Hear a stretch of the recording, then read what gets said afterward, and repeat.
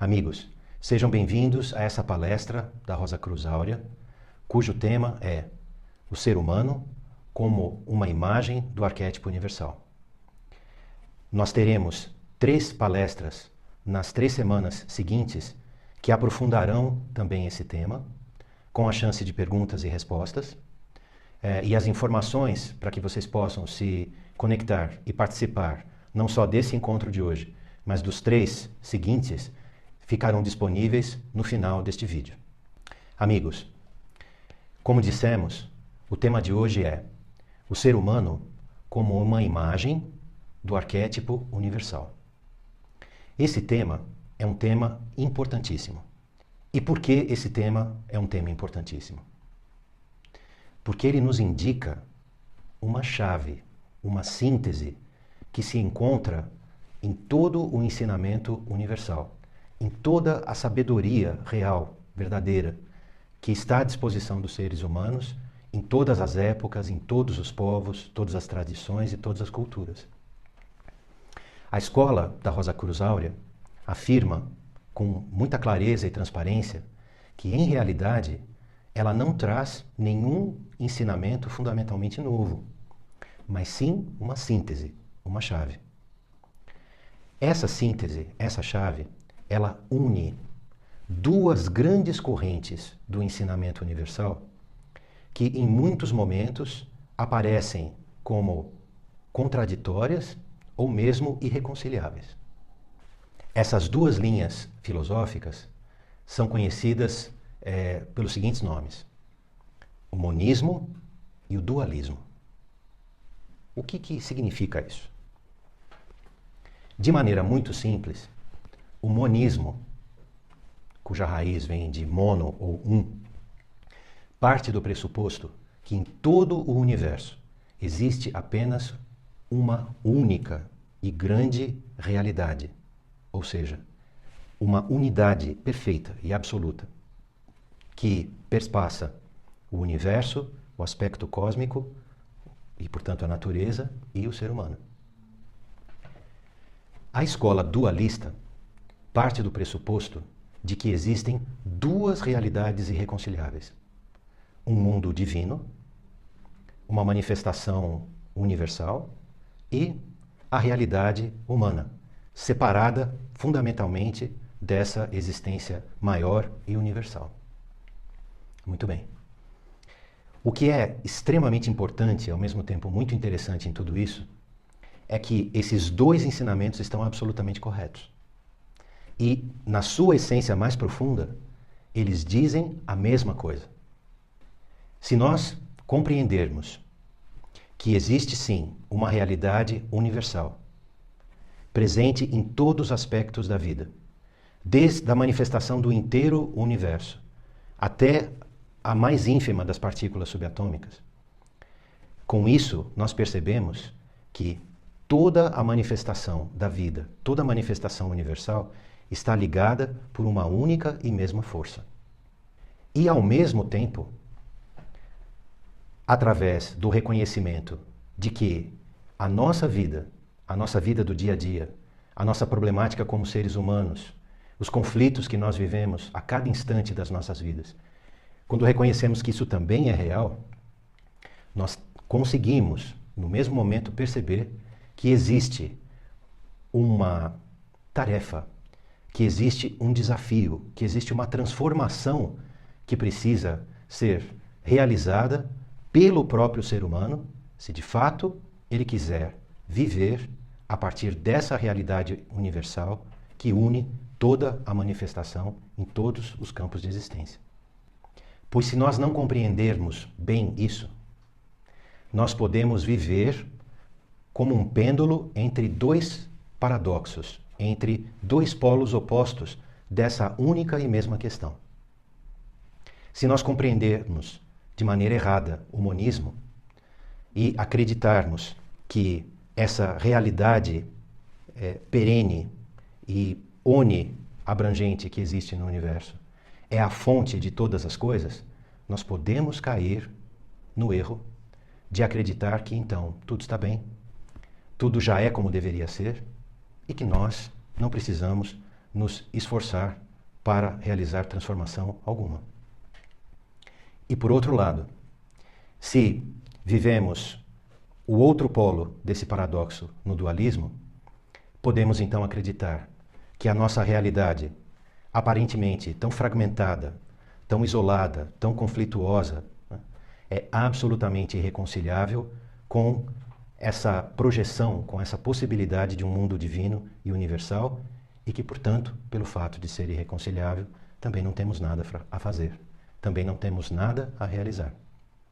Esses dois extremos nos levariam, como seres humanos, a um conformismo, a uma inércia e a uma atitude absolutamente negativa, não só diante da vida, mas principalmente diante do verdadeiro objetivo da nossa existência. E o que a escola da Rosa Cruz Áurea tenta trazer é justamente uma síntese que explica que essas duas linhas, que esses dois pilares fundamentais do ensinamento universal são, em realidade, um. Se nós compreendermos, então, que essas duas linhas, em essência, são a mesma, e que, na verdade, elas representam um caminho, uma proposta de trabalho, uma transformação, que nos permite compreender essas duas coisas, a unidade absoluta do universo e, ao mesmo tempo, a divisão que se encontra dentro de nós, então nós transformamos o ensinamento universal numa ferramenta. Nós transformamos o ensinamento universal, tudo aquilo que está disponível em todas as culturas, em todas as tradições, épocas e povos. Transformamos isso num caminho, no verdadeiro caminho interior da transformação de si mesmo. Então, posto isto, que é algo muito importante para que nós compreendamos exatamente aquilo que a gente quer transmitir para vocês hoje, nós vamos mergulhar agora em alguns elementos que tentam descrever de uma maneira muito simples e muito direta uma visão integrada dessas duas realidades, da realidade universal e da realidade humana fragmentada. E qual o caminho de reintegração entre essas duas. O primeiro elemento do arquétipo universal é o todo não manifestado. Não existe nenhum sinal, nenhuma palavra, nenhuma ideia muito clara que consiga indicar esse todo não manifestado. Porque qualquer símbolo, qualquer palavra, qualquer imagem que nós utilizássemos já são elementos da manifestação universal. Nós só conseguimos imaginar esse todo não manifestado de uma maneira intuitiva. Essa realidade transcendente, esse todo não manifestado, foi indicado apenas com termos muito sintéticos pelas culturas, pelas tradições do passado. Nós podemos citar duas que são muito claras. O Tao, na tradição chinesa, que é o todo ainda não manifestado. É toda a existência universal antes de que o primeiro elemento se tornasse manifesto. E na tradição hindu, esse todo não manifestado, essa plenitude não manifestada, pode ser traduzida como Parabrahman. Ou seja, aquilo que vem antes da primeira manifestação.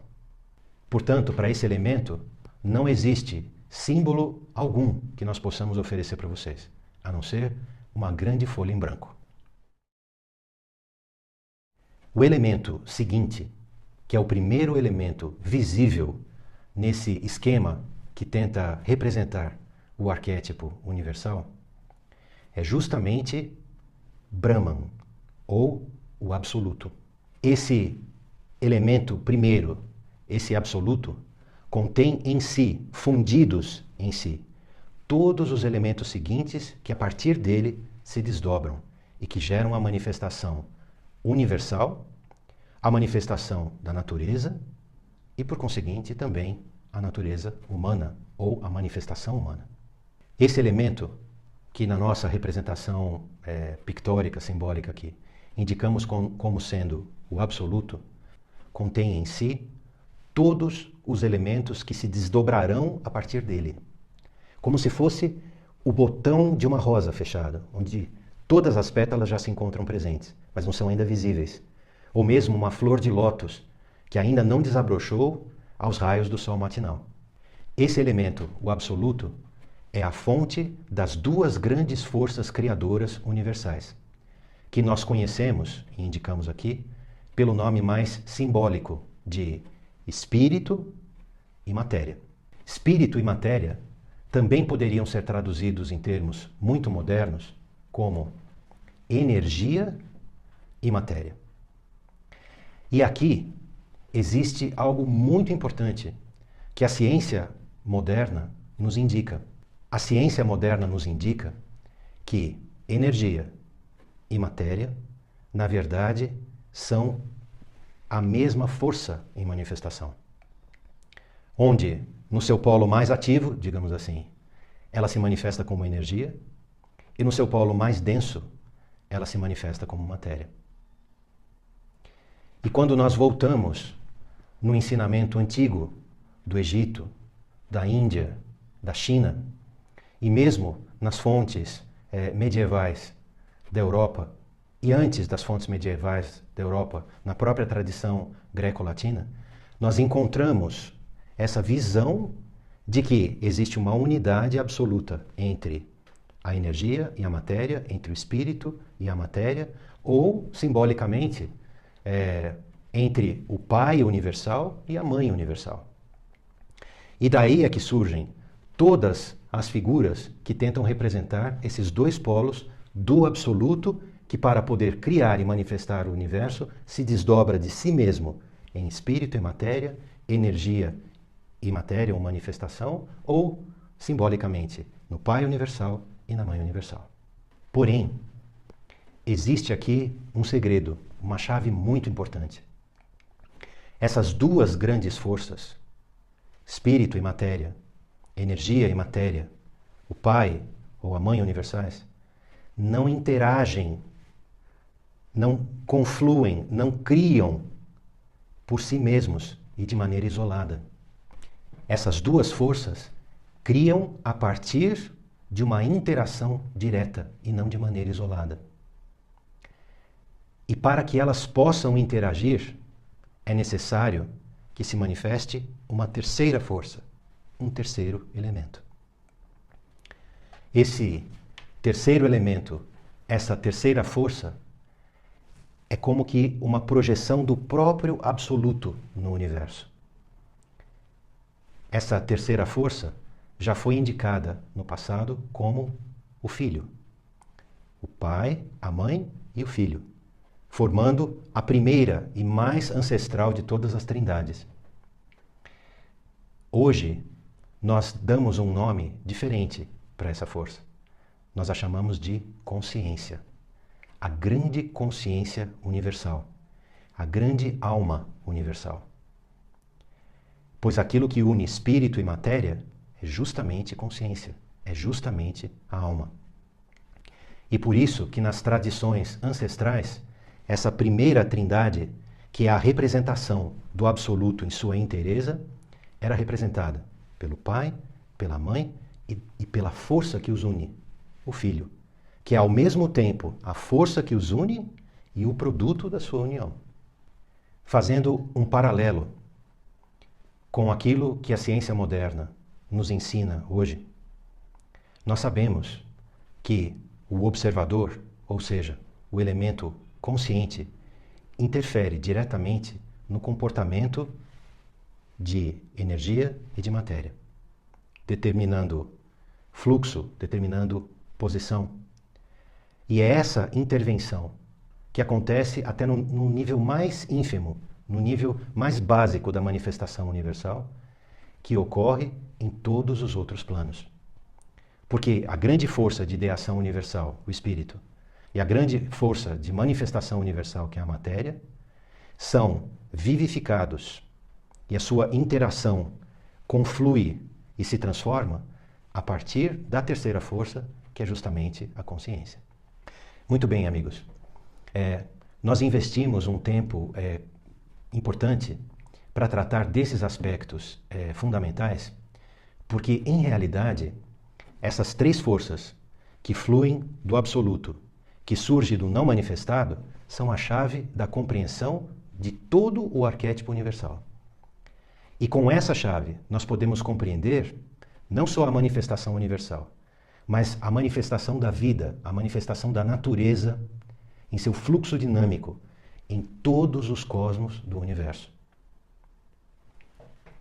Muito bem.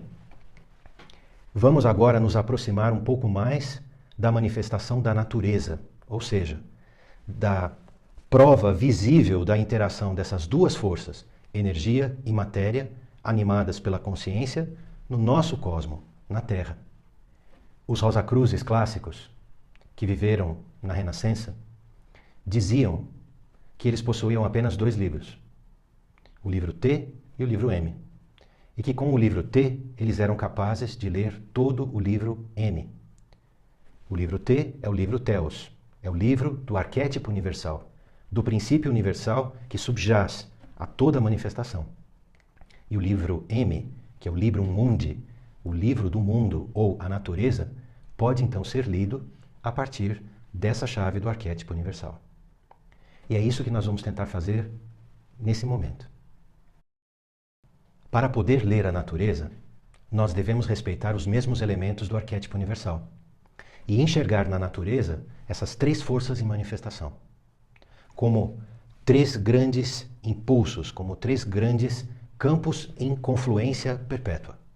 Essas 3 forças poderíamos enxergar como uma projeção do espírito, da matéria e da própria consciência. Na natureza, o espírito se reflete como os campos energéticos que envolvem não somente o nosso cosmo, mas toda a vida nele manifestada, desde as maiores e mais diferentes ondas de vida até um único ser humano. O campo da mãe universal, ou o campo da matéria ou da manifestação, tem o seu espelho na natureza, nos próprios seres, na própria vida manifestada, no corpo da nossa Terra, da nossa Mãe Terra, mas ao mesmo tempo em todas as espécies, em toda a evolução da vida, em toda a transformação da vida nesse maravilhoso cosmo que nós habitamos.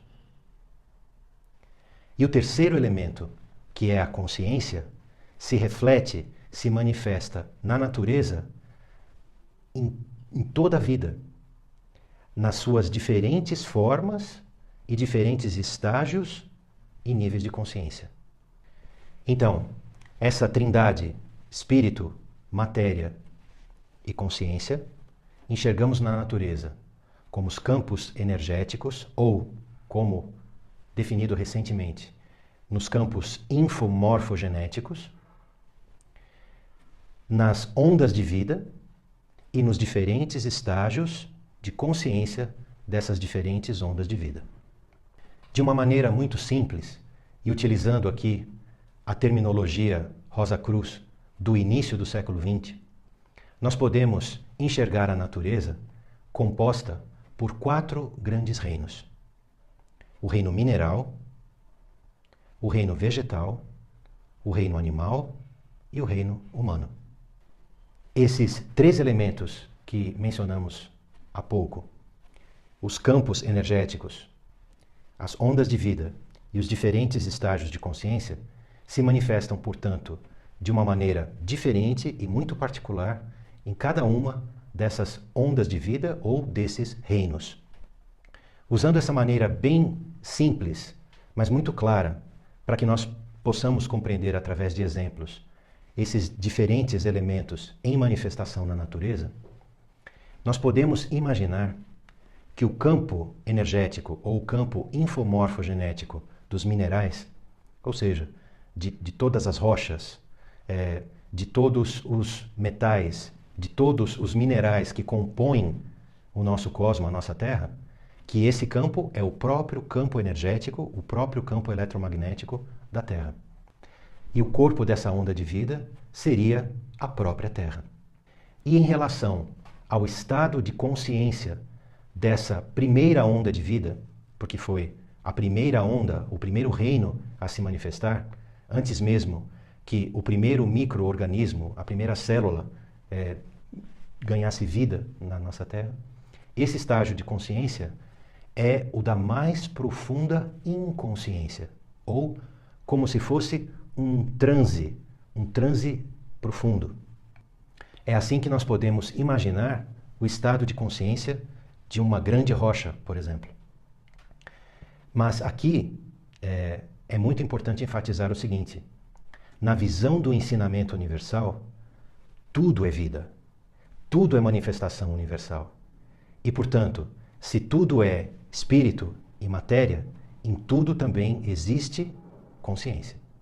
Se nós avançarmos agora na evolução do nosso planeta, a onda de vida que se manifestou subsequentemente, o reino seguinte, é o reino vegetal.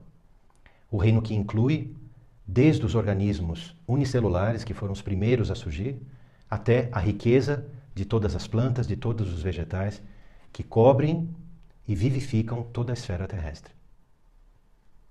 Essa onda de vida manifesta as três forças universais através dos campos energéticos ou dos campos infomorfogenéticos particulares a cada um dos grupos e espécies diferentes de plantas e vegetais. E se tivéssemos que descrever o estado de consciência do reino vegetal, de uma maneira muito simples, mas também muito clara, poderíamos compará-lo ao sono, mas a um sono profundo, um sono sem sonhos. O reino seguinte é o reino animal. Um reino, como a própria palavra já diz, anima, que vem do latim, que possui movimento, que possui alma. Ânima, alma. Esse reino é um reino de uma grande especialização dessas três forças, pois o campo energético, o campo infomorfogenético, ele parte de grandes espécies e à medida que o estado de consciência se diferencia, esses campos também se particularizam. E como os Rosacruzes do passado já diziam, eles vão se particularizando de grandes grupos até poucos indivíduos ou representantes daquela espécie. E no reino animal, em toda a riquíssima manifestação, que é o aspecto visível, né, da mãe universal, da matéria, da força de vivificação do universo e da natureza, nós podemos enxergar o princípio do processo de individualização. Pensemos aqui, por exemplo, nos nossos animais domésticos, que têm um convívio muito grande com os seres humanos, né? Possivelmente, o seu gato ou o seu cachorro não age exatamente da mesma maneira que o meu. Por quê? Eles vivem sob o convívio, ou seja, sob o nosso próprio campo infomorfogenético. E isso influi e influencia diretamente o comportamento deles. O estado de consciência dos animais poderia ser descrito como o sono, assim como dos vegetais, porém com uma diferença muito grande.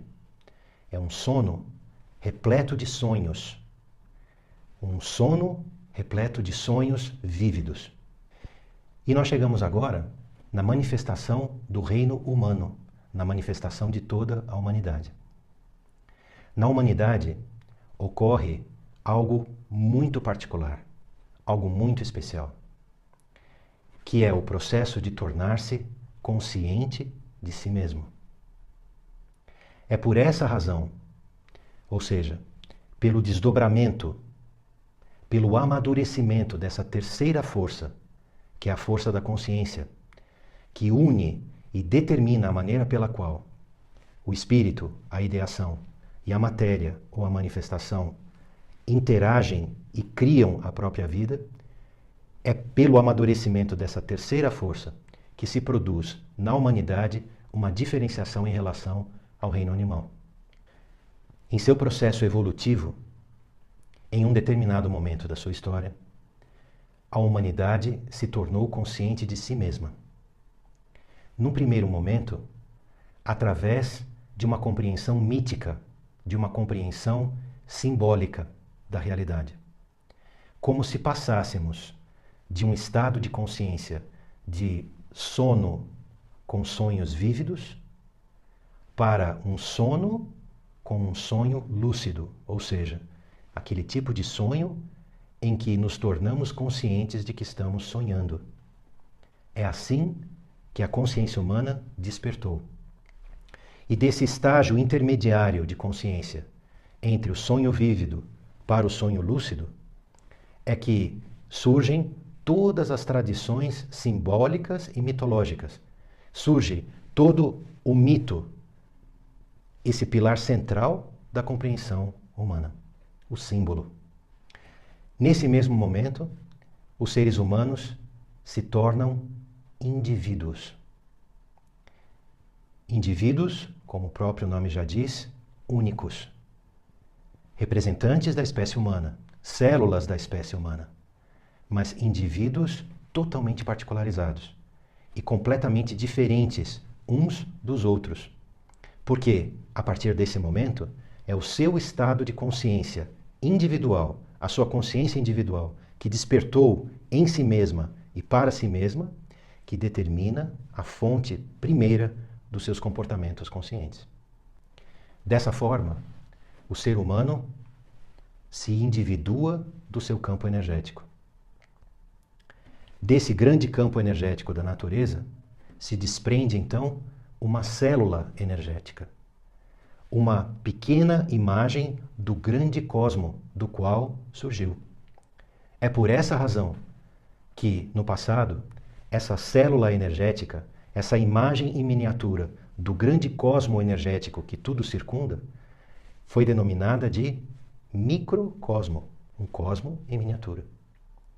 E esse microcosmo, essa centelha de consciência individual, se torna única e se torna o ponto central do desenvolvimento da vida desse indivíduo, dessa consciência que se individualizou ou se individuou a partir desse momento.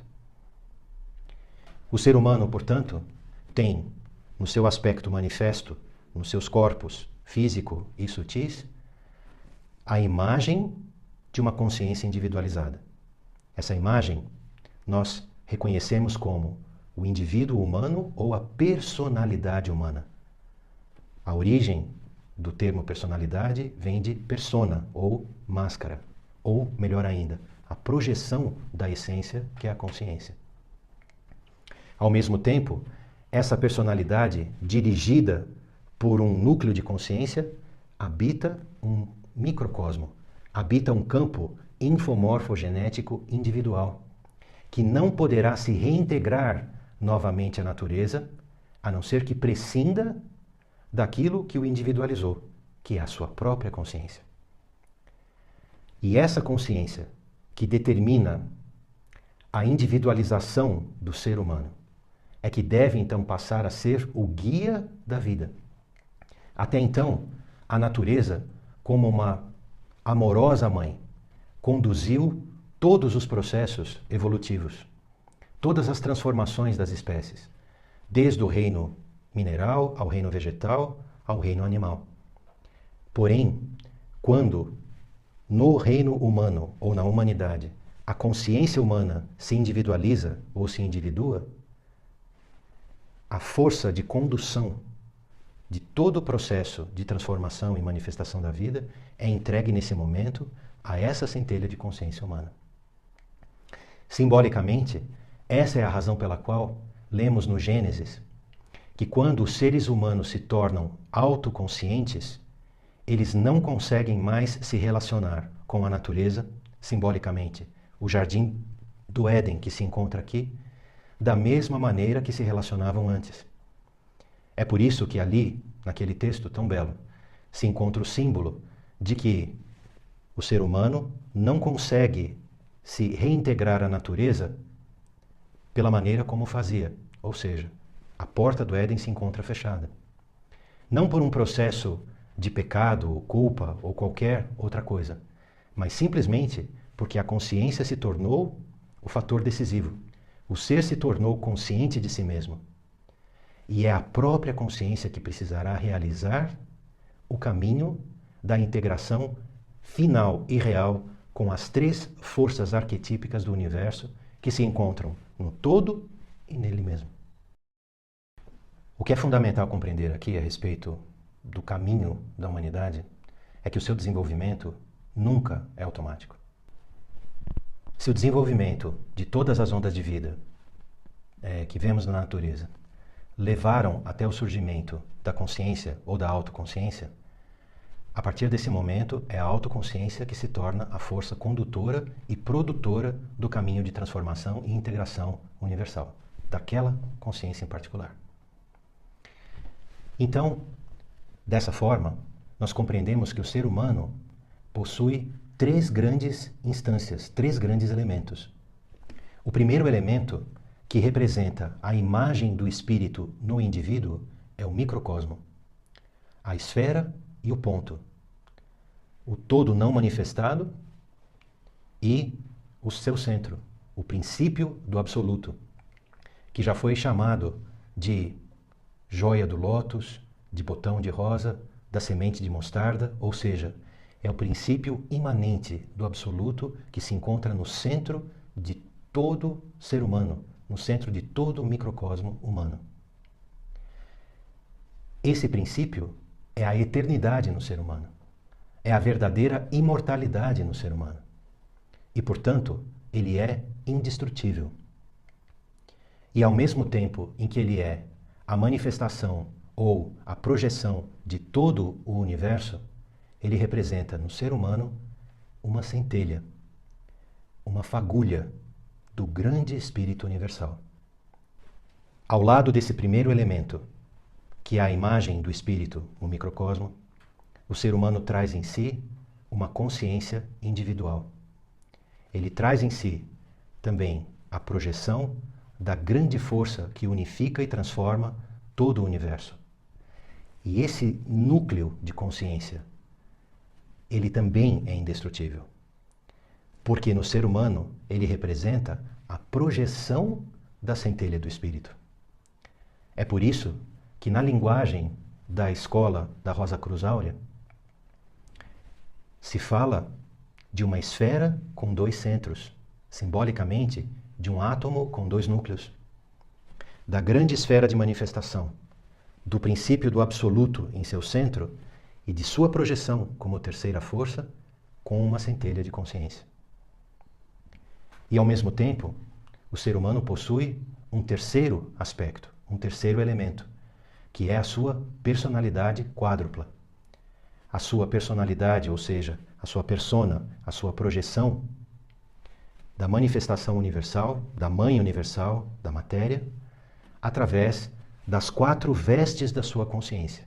A veste física, que todos conhecemos, o espelho da veste física, que é nosso corpo energético ou nosso corpo etérico, a nossa energia emocional individual, que não somente é uma nuvem ao nosso redor de energia, mas é um campo eletromagnético com linhas de força organizadas, com os seus 7 centros principais que conhecemos como chakras, que é o nosso corpo astral, e por último, o nosso campo mental individual, o corpo mental, o mais sutil dos 4 e o mais jovem. Portanto, esse ser humano tríplice, o microcosmo, a centelha da consciência, ou a alma, e a personalidade, ou a manifestação, tem, portanto, diante de si 4 caminhos possíveis. 4 caminhos que eram representados simbolicamente pelos 4 rios que partiam do Jardim do Éden, ou seja, pelas 4 possibilidades que se desdobram da própria natureza a partir do momento em que a consciência se torna autoconsciente. Esses 4 rios, ou esses 4 caminhos, podem ser compreendidos como o caminho da reintegração ou da tentativa de reintegração com a natureza, com o custo de abrir-se mão da própria autoconsciência. É por isso que esse caminho foi simbolicamente indicado no passado como o caminho da escuridão. Escuridão aqui sem nenhum juízo de valor, mas apenas como símbolo de que a consciência, se quiser se reintegrar com a natureza, abrindo mão de si mesma, passará por um processo de auto-escurecimento. A consciência se apaga. O outro caminho é o caminho da integração direta, o caminho do despertar e, no mesmo instante do despertar, o reconhecer a centelha do absoluto em si mesmo. Esse caminho também já foi descrito como o caminho do nirvana, o caminho direto, o caminho onde a centelha da consciência recém-desperta reconhece o absoluto em si e se integra rapidamente a ele. Os outros dois caminhos podemos conhecer como o caminho dos círculos no deserto, do peregrinar no deserto, de um lado. É o caminho em que boa parte da humanidade se encontra. Esse caminho indica que no momento em que nos tornamos autoconscientes, que uma centelha do absoluto se individua como um campo energético particular e único como um microcosmo, a consciência se enamora de si mesma. Essa consciência, que se tornou autoconsciente, pronunciou nesse instante, pela primeira vez, uma palavra que se torna o centro do seu mundo. Ela pronunciou pela primeira vez eu. Esse eu, que é ao mesmo tempo a centelha individual da consciência e na consciência a projeção do absoluto, pode se tornar o espelho invertido desse absoluto. Pode se tornar a sua sombra, a sua imagem refletida nas areias do deserto. E se a consciência acredita que ela é essa sombra, que ela é essa projeção, que ela é esse eu, ela parte em busca da realização desse eu. Ela parte em busca de uma vida orientada na perseguição dessa sombra, dessa projeção no deserto, que é a própria vida na natureza. Esse caminho nos leva a dar as costas ao universal, sem que o percebamos.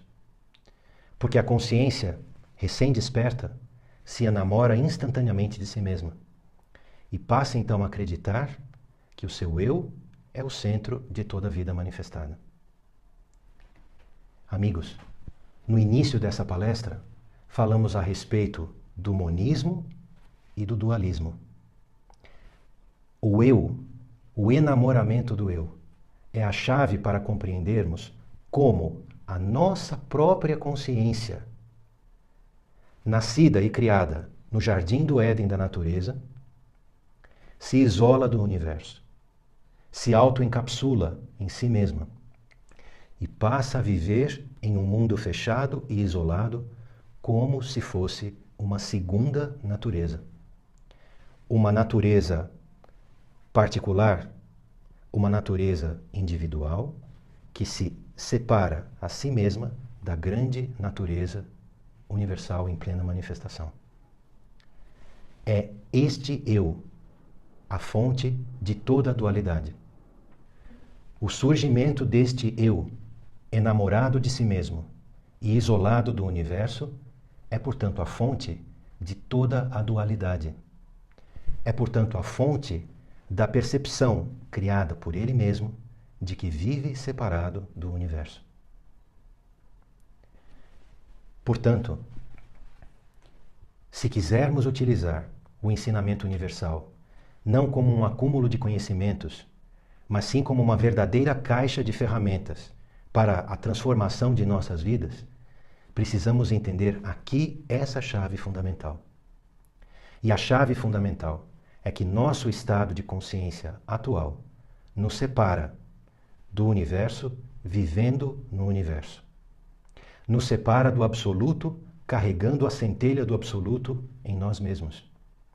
E faz com que nós criemos um ciclo fechado e auto-encapsulado no grande ciclo universal em plena manifestação. Esta roda fechada, que é uma imagem distorcida e reduzida do grande processo da transformação contínua do universo, é que é a origem daquilo que conhecemos simbolicamente como a roda de Sansara, a roda da vida e da morte, ou a roda das infinitas reencarnações. E o que reencarna? Assim como nos explicam os hindus, o que reencarna é Atman. O que reencarna é a centelha do Absoluto, a centelha do Espírito, rodeada por todas as experiências acumuladas ao longo de todas as vidas que nela se manifestaram. A consciência é como uma onda nesse infinito mar. Ela se eleva e se manifesta, e novamente mergulha nas águas do mar e desaparece. Portanto, ela vive um ciclo de manifestação e de não manifestação, de vigília e de sono profundo sem sonhos. Esse é o significado, na tradição grega, da alma que bebe o gole do rio do esquecimento. Ela mergulha em si mesma e adormece. E a personalidade quádrupla?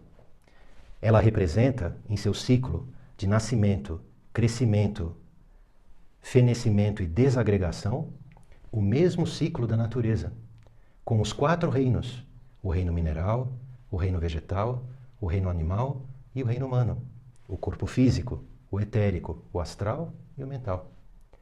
Porém, esse ciclo, como a consciência se enamorou de si mesma e se encapsulou em si mesma, é um ciclo fechado e repetitivo, onde a personalidade se forma e se dissolve. Neste lado da vida, que conhecemos como lado material, ou no lado sutil, quando a personalidade abandona seu corpo físico e segue o seu caminho apenas com as suas 3 vestes energéticas: etérica, astral e mental. Assim, a própria consciência humana, enamorada de si mesma, como que agrilhoa a centelha do espírito a essa roda separada do todo. Assim como Prometeu vive acorrentado no topo da montanha. A centelha do espírito mergulha na matéria e a consciência se manifesta. A personalidade se forma, a vida humana atinge a sua plenitude. O ciclo do tempo, que é a imagem distorcida da eternidade, tem o seu curso. A personalidade se desvanece, a consciência adormece, a centelha absorve todas as experiências vividas e um novo giro começa. Amigos, nós conseguimos reconhecer que esse caminho não é um caminho evolutivo de maneira nenhuma. Que o caminho onde a consciência desperta em si mesma, portanto a autoconsciência, se enamora com a sua projeção ilusória, se enamora de seu próprio eu e se auto-agrilhoa, que esse caminho é apenas um caminho de acúmulo de experiências e não um caminho evolutivo em uma espiral contínua. É essa dualidade que precisa ser reconhecida, compreendida e, finalmente, transformada. O caminho da demolição da dualidade que nós carregamos em nós mesmos é o caminho da senda interior, é o caminho da iluminação, é o caminho da libertação, é o caminho da salvação, é o caminho que possui todos os nomes da transcendência que cada uma das diferentes tradições, nas diferentes épocas e povos, concedeu a essa mudança. Portanto, a demolição do auto-isolamento da consciência eu, a vitória da nossa condição fundamental, da nossa doença fundamental, que é o egocentrismo. Esse caminho, como dissemos, passa pelo reconhecimento, pela compreensão e pela transformação. Pelas clássicas fases da alquimia, pelas clássicas fases da transformação da natureza, da lagarta, do casulo, da borboleta e de incontáveis outros símbolos que nós podemos encontrar em todas as tradições. É esse caminho que permitirá que, após o acúmulo infinito de experiências repetitivas, que finalmente deverão produzir um grande desencanto, um grande amadurecimento da consciência, onde ela reconhecerá que o seu eu não pode ser a base de nenhum desenvolvimento verdadeiro, é esse caminho que levará então à criação pela própria consciência daquilo que o ensinamento universal denomina de arco evolutivo. Esse arco, esse caminho, essa senda, é a senda proposta por todas as escolas espirituais de todos os tempos, com diferentes símbolos, com diferentes imagens, mas o caminho é sempre o mesmo. Esse caminho poderia ser resumido como a transformação da consciência, ou a manifestação de uma nova consciência. A integração dessa consciência transformada, portanto, liberta de todos os seus esquemas repetitivos do egocentrismo, a integração dessa consciência que libertou a si mesma com a centelha espiritual no seu microcosmo, no seu ser, produzindo, então, uma consciência integrada ao espírito, uma consciência espiritual. Essa consciência integrada ao espírito, simbolicamente já chamada de alma-espírito, porque alma é o sinônimo de consciência, tem então a força, pela sua união com a centelha em si mesma, para transmutar todo o seu ser, todos os campos energéticos que formam as vestes de sua personalidade. Desse processo, dessa terceira fase, surge então um novo ser humano. Um ser humano onde o espírito, a consciência e a vida foram novamente unidas e a dualidade foi vencida. O ser humano que atravessou esse processo de autorrevolução liberta-se então da dualidade. E nele novamente se manifesta a grande unidade de todo o universo. Na quarta fase, que culmina com a integração absoluta do ser e do absoluto em si mesmo. Queridos amigos, como dissemos, esse caminho proposto por todas as escolas espirituais de todos os tempos também é a proposta de trabalho da Escola Espiritual da Rosa Cruz Áurea. Esses conhecimentos, que são transmitidos de uma maneira muito simples e muito concisa, têm apenas o objetivo de criar uma ressonância naqueles que interiormente já despertaram para a grande ilusão do egocentrismo. E, portanto, uma vez que esses conhecimentos podem ser compartilhados e transmitidos, mas, acima de tudo, interiormente reconhecidos, então, a proposta verdadeira de uma escola espiritual e também da Rosa Cruz Áurea é de que trilhemos esse caminho interior para que realizemos esses conhecimentos como ferramentas de transformação de nossa própria vida. Nós esperamos de todo o coração que tenhamos conseguido compartilhar com vocês alguns elementos que sirvam para o seu processo de reflexão interior em seu próprio caminho. E sabendo da extensão e da profundidade desse tema, que requer, obviamente, mais discussões, perguntas, respostas e um maior aprofundamento, é que nessas 3 palestras subsequentes, nós pretendemos então ter a oportunidade de endereçar todas as perguntas que vocês eventualmente tenham a respeito desse tema tão importante, que é o fato de que o ser humano é, em sua essência, a imagem do arquétipo universal. Muito obrigado pela atenção e pela participação de todos vocês. Um grande abraço a todos vocês e até a nossa próxima palestra. Obrigado.